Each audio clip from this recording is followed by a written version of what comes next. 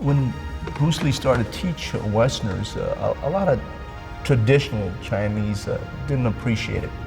And I can understand that because they always thought if they taught it within the Chinese community, they could control the morality problem. But as Sifu Bruce used to always tell me, he used to say that, you know, morality and good consciousness and all that is not really dictated by race. So he says that he felt there are good people all over, east, west, white, black, brown, it doesn't really matter. So I understand why they did it and to control it, because it is a dangerous art. Martial art can be very, very dangerous. But as I said before, morality is not dictated by race, it's dictated by a person. And there are good people and bad people in all races. In all his films, you know, I've sat down before him and I wish I can remember it now, and if I think long enough, you know, I can remember all the details. But right now at the time, I know that for sure that he wanted to educate the public, and each film had a message in it, and a message he wanted to get across. So like the way he moved was not static. A person at the end of those days would try to criticize, well, his heel is up. Oh, he's moving around like a boxer. A lot of martial artists didn't move on. They were very static. They stood down in what they referred to as a gung bo or a forward stance and everything. So when people looked at it, that was educating them subtly, either consciously or subconsciously. You could say, oh, Lord, wait a minute, he doesn't have his hand always at the hip. Sometimes the hand is up. So there were many ways that he could educate the public. People like Art Wong, Bruce Lee, they opened the door for people. They allowed people to train in an art that was usually reserved for their race only.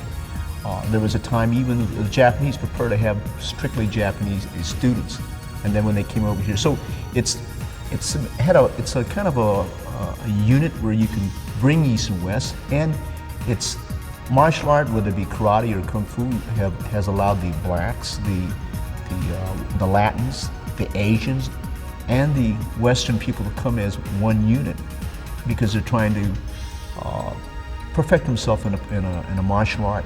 So in many ways, it's brought the races together, and particularly in our thing, in Jianfang Kung Fu, it has, because we have students of all races. We understand each other. We understand their culture better. It brought even what we refer to as the Eastern Bloc people over. So I think, yes, definitely, it serves as a vehicle to unite people. When I was training with him in '64, it was called Jianfang Kung Fu. And I believe around '65, he had this thing called, I think he said, I'm going to call it the Tao of Chinese Kung Fu, which means it embraces many, many different aspects of training method. And what he was trying to tell me always is I'm not trying to take a little bit from Choi Li Fan and a little bit from praying mantis and a little bit from Wing Chun and then put a little Western boxing. He says I want to express myself. So what I want to get from this method is the essence. What is the essence of Wing Chun? What is the essence of Chin Na? What is the essence of Western boxing? What is the essence of Choi Li Fan? I'm not copying the techniques, but the essence, why it's good. And he always talked about the essence with me. And I feel that's basically what he was trying to do. So in the Jianfang Kung Fu, this is how Jeet Kune Do was evolved. He says, I want to utilize all ways, not just stay within the Chinese method. However, I'm Chinese, and it has a Chinese name, but Jeet Kune Do as a whole was to absorb literally what is useful, reject what is useful, and add specifically what's your own. He gave me a book. It was called Sun Ji, The Art of War, and it was for I believe it was for my birthday, and I opened it up, and there was a lot of the things were underlined, and so I thought it was a used book, and he said, no. I said, these things are, and I remember that. I think it comes from Mao Zedong, but he got it also from Sung Ji, which was older, but it went like absorb what is useful, reject what is useful, and add specifically what is your own. Even as the yin-yang symbol, using no way as way and having no limitation as limitation. Using no way as way, it means I don't use a Chinese way or a Japanese way. I use no way as the way, and I'm not going to be limited by a limit. That if you train strictly in the Chinese system, you will use strictly Chinese.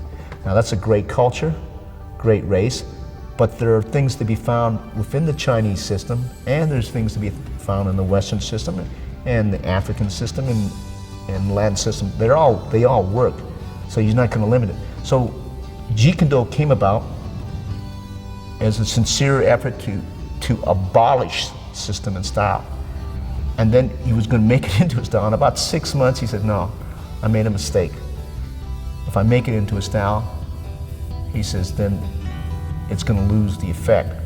So that's where he came upon that Junfang Kung Fu is the base system in which we grow. If you learn Junfang Kung Fu personally from Bruce Lee, then he referred to it as the Tao of Chinese Kung Fu. But Jeet Kune Do is man's liberation from system and style. He's truly expressing what works for him. Because what works for one individual, it may not work for another individual. And that's the bottom line. I don't care if your teacher is the greatest fighter, what worked for him may not work for you. This is during this time period in the 60s when no one made contact, and this actually was originally used for football. So what we did is take the air shields and the foam shields that they use in football, because football makes contact, and at that time karate people, it was mainly point karate. They didn't make very much contact, and they mainly kicked the air. So he liked to kick objects, and one of his favorite tools he used was the foam shield, which he liked, and he used the air shield. So this was very, very new to the karate world. Now any martial art magazine will sell 2 or 3 different types of this, but at that time period, no one used it. I introduced the air shield to him and the foam shield because he was always looking for different training methods. He wanted to kick it in different surfaces. I said, well, we know we use this in football, we block it. We sometimes hit it, tackle it. I said, let's try punching and kicking it. And he said, nah.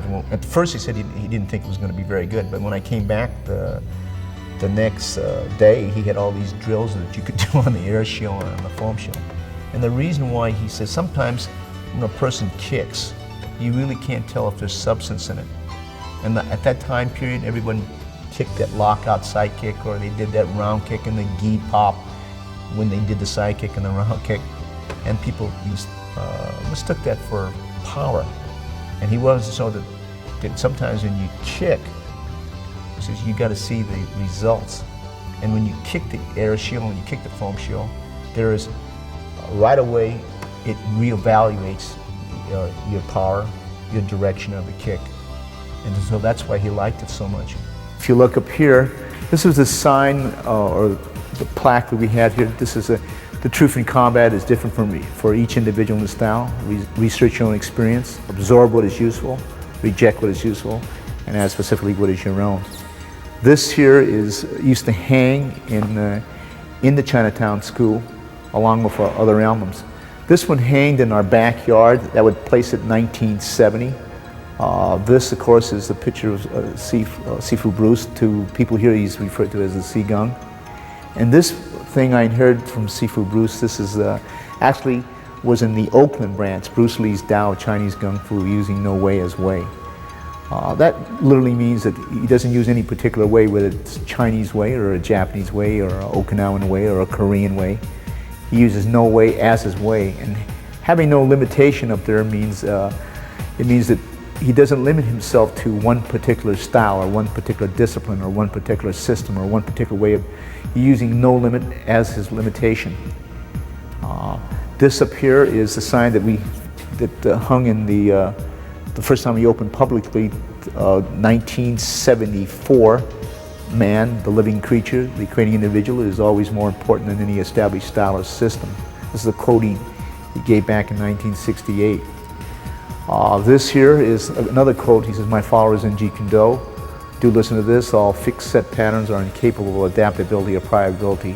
Truth is outside of all fixed patterns. He's talking about drills, he's talking about styles, he's talking about systems.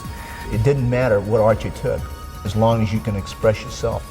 I've always believed that really a person, if he's really good and really talented and he's very athletic, it doesn't matter if it's a Japanese system or a Korean system or an Okinawan system or a Chinese system. You're truly expressing yourself. So you don't really fight like the system that you've been brought up. You are expressing yourself. Although the system will help in your training, you're really expressing yourself. So whether he comes from a Thai system or an Indonesian system, you express the Thai element in there and the training in there, but really down deep you're expressing yourself. You're being by yourself. You know, you're truly expressing yourself, not the system. And I think that's what he was trying to say. You want to express yourself, not so much if it's a Japanese system or a Chinese system. Be yourself.